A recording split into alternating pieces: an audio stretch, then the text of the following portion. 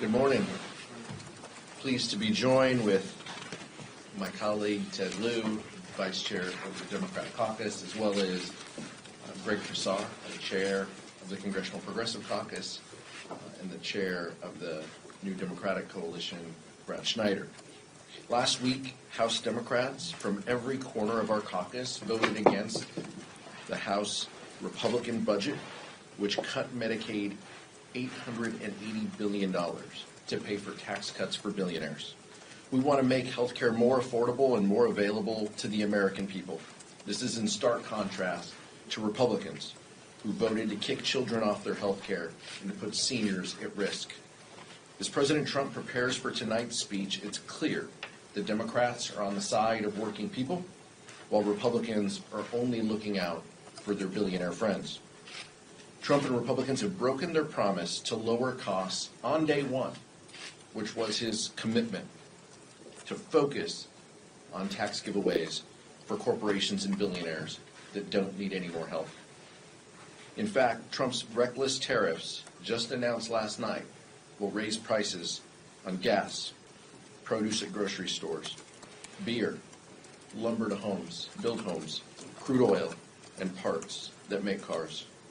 As families struggle to make ends meet, Democrats are united against Trump and Elon Musk, dismantling the services that families rely on, while steering more taxpayer dollars to themselves and their billionaire friends. They're dismantling the VA healthcare and laying off thousands of veterans as Trump stands with Putin and risks our national security. Tonight, we expect the president to put on a master class in dishonesty. We expect the president will focus not on everyday Americans, but on his friends and his ego. No matter what he says, he cannot change the damage he's done already, and the fact that his agenda is going to raise prices for everyday Americans. Vice Chair Ted Lieu. Thank you, Chairman Aguilar. Honored to be here with Representatives Greg Casar and Brad Schneider. I want to tell you about a meeting I had today with Vote Vets. They brought in a number of veterans who were fired. And I want to tell you a story about one of them. Her name is Eileen. She is an Air Force veteran. She then went to work for FEMA. She's in a rural part of Alabama.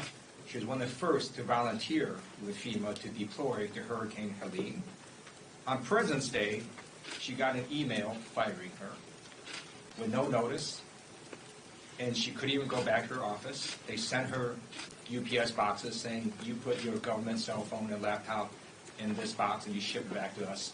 A few days later, she had to go out to a field where her supervisor from FEMA had to walk out and give her her box from her items at her office. She has 2 kids, 4 and 10. She now has no job. This is not how we should treat veterans, not how we should treat federal employees, not how we should treat any American. And this is what Donald Trump did to her.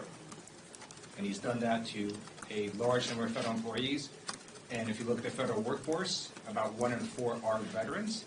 This is not how they should be treated. And most of these actions are simply brazenly illegal. We have a number of court cases being filed. We're winning a number of those cases. Others are going to go into litigation.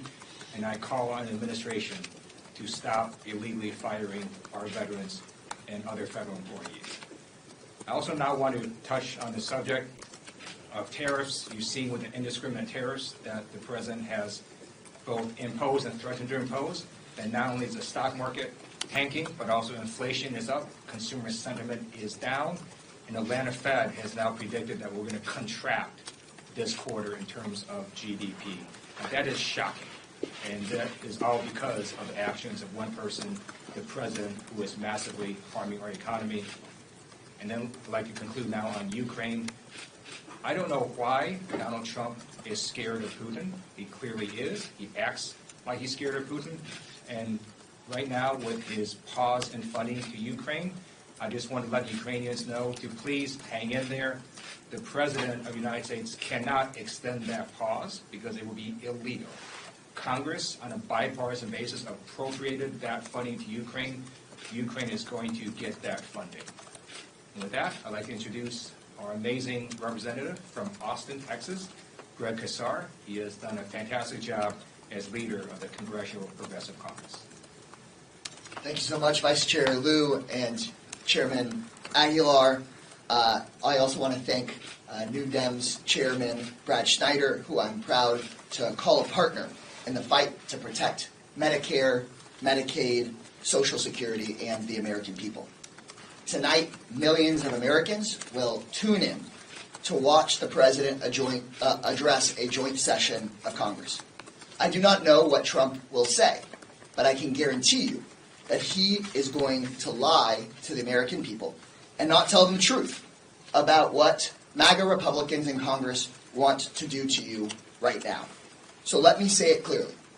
Whatever political games that Donald Trump plays tonight, whatever lies he tells and whatever show he puts on, people watching at home should know that Trump and House Republicans want to steal your health care, steal your taxpayer money, and hand it over to their billionaire buddies and to their donors. In Congress, Republicans are advancing a budget that would end Medicaid as we know it. And Elon Musk is trying to cut your Medicare and your Social Security. Social Security that seniors earned throughout their lifetime is what Elon Musk just recently called a quote-unquote Ponzi scheme. I'll say it again. Elon Musk just called Social Security, quote, the biggest Ponzi scheme of all time, end quote. That's right. A guy that makes $8 million per day from federal government contracts thinks that seniors getting $65 a day from Social Security is a quote-unquote Ponzi scheme. Their plan is plain and simple. Guys like Elon Musk get richer, and you get screwed. But here's the good news. Democrats are united and fighting back to protect your Social Security, your Medicare, and your Medicaid. New Democrats, Congressional Progressive Caucus Democrats, the two biggest ideological caucuses here in the Congress, have put out a joint letter that includes 100% of our members from our two coalitions saying we will not vote to cut your Medicare, your Medicaid, and your Social Security. Over 200 House Democrats showed just in a matter of days that we are united with the American people in this fight. So while we may not all agree on every single issue, we are saying with one voice, hands off Medicare, hands off Medicaid, and hands off of Americans' Social Security. So now the question becomes, will any three House Republicans grow a background? Will any three House Republicans do the right thing and act like U.S. representatives instead of like Trump employees and join us? Because if three congressional House Republicans join together with Democrats to do the right thing, there will be no Social Security cuts. We can prevent cuts to Medicaid and Medicare and to Social Security. But if House Republicans choose instead unanimously to come after Social Security and Medicaid and Medicare, then they will own the terrible consequences for working people. Thank you so much, and now I'd like to hand this over to my partner, the chairman of the New Democratic Coalition, Brad Schneider. Thank you, Chair Casar, Chairman Aguilar, Vice Chair Liu. It's good to be standing here with you in one common voice. Before I read my prepared remarks and talk about our joint letter, I want to touch on what Vice Chair Liu talked about veterans. I have the privilege of representing Naval Station Great Lakes in North Chicago, Illinois. Every single sailor recruit who enlists in the Navy shows up in North Chicago for 10 weeks of basic training. I've had the privilege of attending those graduations. I see those 17, 18, 19-year-old young people, men and women, who say, I want to serve my country. I want to put on the uniform of the United States, go to places I do not know, do things I have no idea if I'll be able to do to protect the American people and the American way of life. Many of those people serve 2 years, 4 years, many serve 20 years or more. All of them committed and dedicated to bettering our country. And many of them, when they finish their service, are not done serving our country. And they go to work with the federal government. They're dedicated federal workers who are serving their nation in their local communities, many here in Washington. They're the people who work at Social Security, the forest rangers in our national parks, the folks who provide care at VA hospitals. And they're the ones who are getting the letters from Elon Musk and Doge in the middle of the night saying your service is no longer desired and we no longer value your performance. This is wrong, and this is weakening our country. And this is why we are standing before you united to saying it has to stop. I'm very proud that the CPC, Congressional Progressive Caucus, New Democrat Coalition, others have come together. We've made a very strong statement. I'm proud to lead the 110 members of the New Democrat Coalition in joining in that statement, saying we cannot allow dangerous cuts to programs that Americans have actually paid for out of their hard-earned dollars. Medicare, Medicaid, Social Security. The headline is, and should be, House Democrats are united, in deep contrast to what we're seeing from our Republican colleagues. While the Democrats are focused on lowering costs, Republicans are pushing a budget that will result in cuts to health care and benefits that have been earned by hardworking Americans. While Democrats are focused on making our communities safe, Musk and Doge are firing thousands of employees who help keep planes in the sky, prevent diseases like bird flu and measles from spreading, and serve our veterans after they complete their service to our nation. Democrats are working tirelessly to bring down prices of everyday products, while President Trump just today levied 25% taxes on the American consumer that will raise costs for groceries, for cars and trucks, gasoline, new construction for houses, and many other everyday products. Meanwhile, President Trump and congressional Republicans are doing everything they can to give a free ride to oligarchs like Elon Musk and his wealthy billionaire friends. And they're putting the burden for all of this on our seniors, our children, our first responders, on people who educate our children, build our houses, work on the factory floor, who take care of our communities and tend to us when we are sick. It is these hardworking people who are on the crosshairs of the Republicans' actions. One of these people is my guest tonight. Adam Mulvey is a 20-year Army veteran who served 3 tours in Afghanistan, in Iraq, and 1 in Afghanistan. He's one of 6,000 of these veterans we talked about who was fired between February 13th and 24th. He worked at Lovell Federal Health Care Center. James A. Lovell Center is the only hospital in our country that serves both veterans and active military and every one of those recruits I just mentioned. His job was to help provide emergency management services, planning and preparing in the case of a tornado or another emergency or even an active shooter. He served 35,000 veterans in our area, tens of thousands of active duty sailors and other military members, and the 40 to 50,000 people each year who go through Naval Station Great Lakes. We all believe government should be efficient, but Trump and Musk are taking a sledgehammer to Americans' lives and our livelihoods. And I am proud to stand with all of my colleagues here today saying it has to stop. Thank you, and I am proud to yield back to Chairman Aguilar. Thank you, Brad. Take some questions. Nick? Republicans are teeing up a year-long, or at least through the end of the fiscal year, continuing resolution that could come as soon as this weekend. Is this something that Democrats could support? Well, let's be very clear about kind of the facts, but also about where this process is. Democrats do not have the ability to shut down government. Republicans have the votes. They demonstrated that last week when they went after health care and Medicaid for American families. They have the votes. They have the responsibility to govern. But let's talk about the process. Rosa DeLauro has submitted an offer to Republicans. They walked away. Speaker Johnson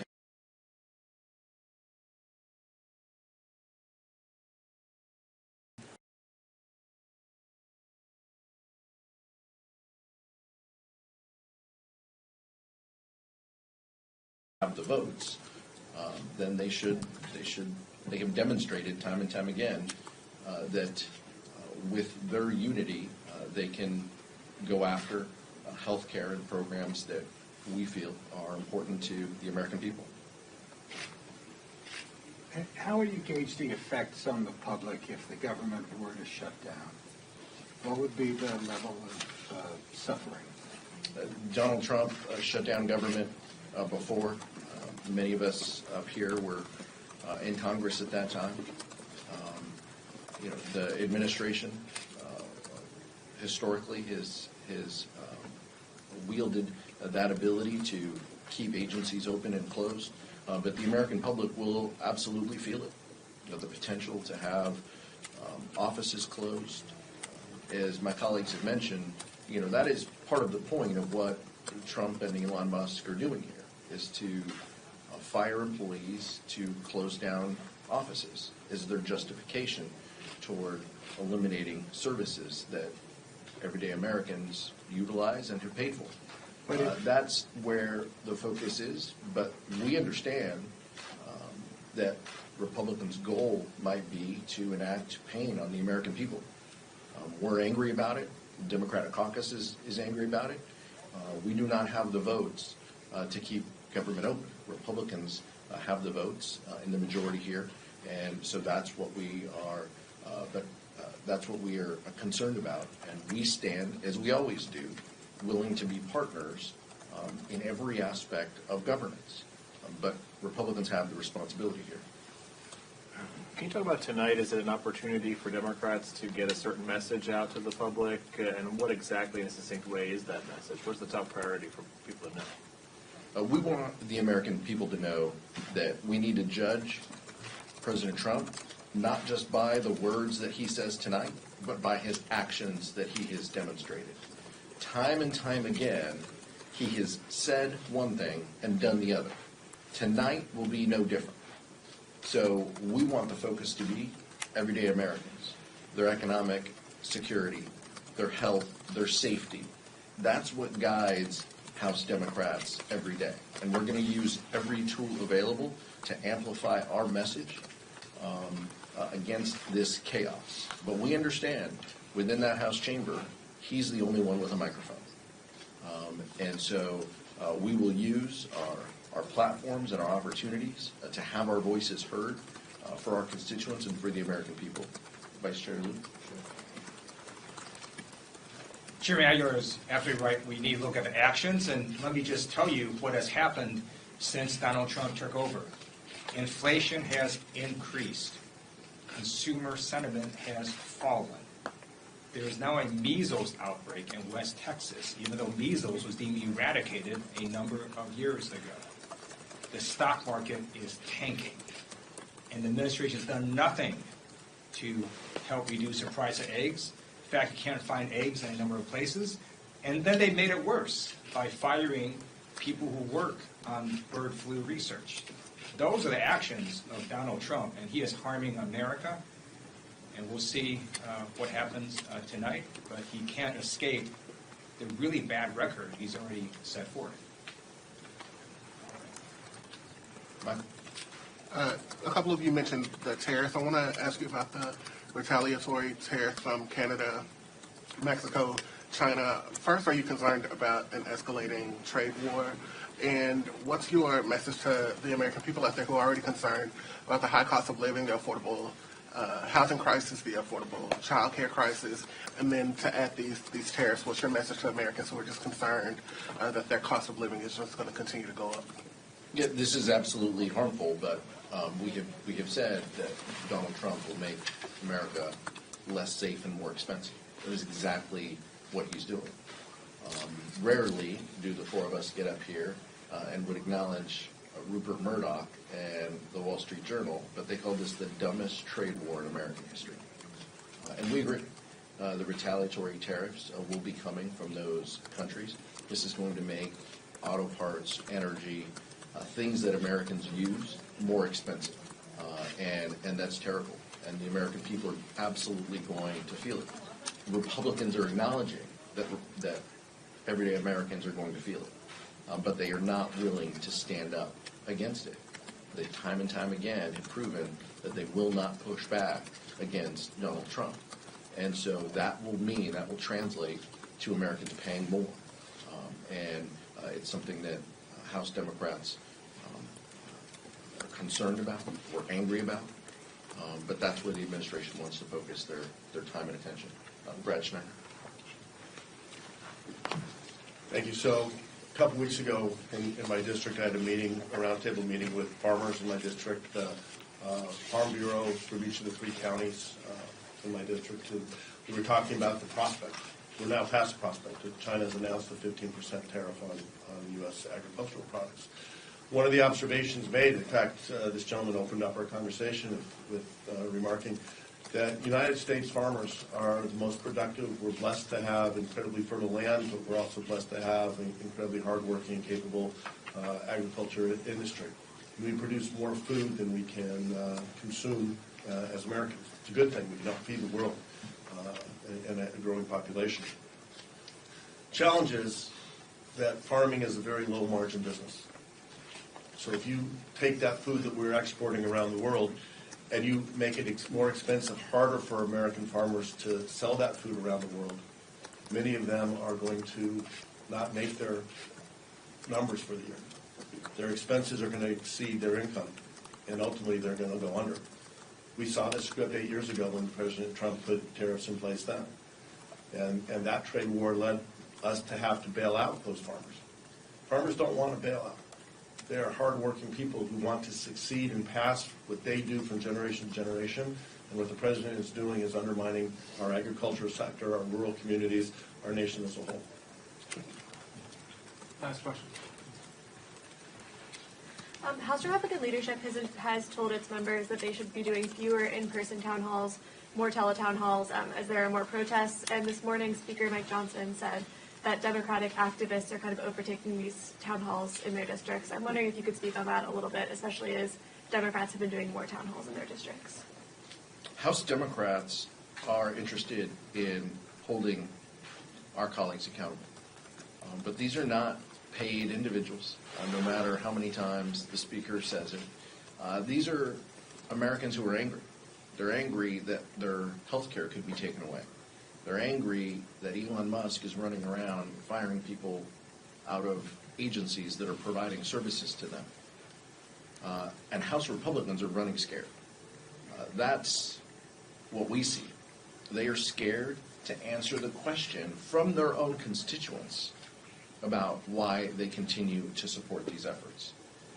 That's the nature of where we are this moment, and I think it speaks a lot about House Republicans that they aren't even willing to take those local questions, or it has to be so specific, it has to be so filtered that they don't want to even answer questions from their constituents. But we will continue. House Democratic Caucus, New Democratic Coalition, Congressional Progressive Caucus, House leadership, everyone in our caucus is committed toward making sure the American public understands exactly what's at stake. Director Sutton. And I think that today's letter answers that question perfectly for you. It's pretty simple to go back to your district and face Democratic and Republican voters alike if you're willing to represent your voters and protect their Social Security and their Medicare and their Medicaid and their quality of life. House Republicans would have a much easier time going and speaking to their constituents if they weren't trying to steal their health care in order to give a billionaire a tax break. So right now, I think many House Republicans have to make a choice about whether they want to fulfill their job title as representative, where they can have a town hall and actually speak honestly to their constituents, or whether they want to change their job title to Elon Musk employee. And I think that's very hard to host a town hall if who you're working for is Elon Musk instead of your constituents. Vice Chair Lou to close. In 2017 and 2018, House Republicans ran away from the voters and didn't do any town halls. How did that work out for them? Thank you so much. Thanks, Tom. Thanks, guys.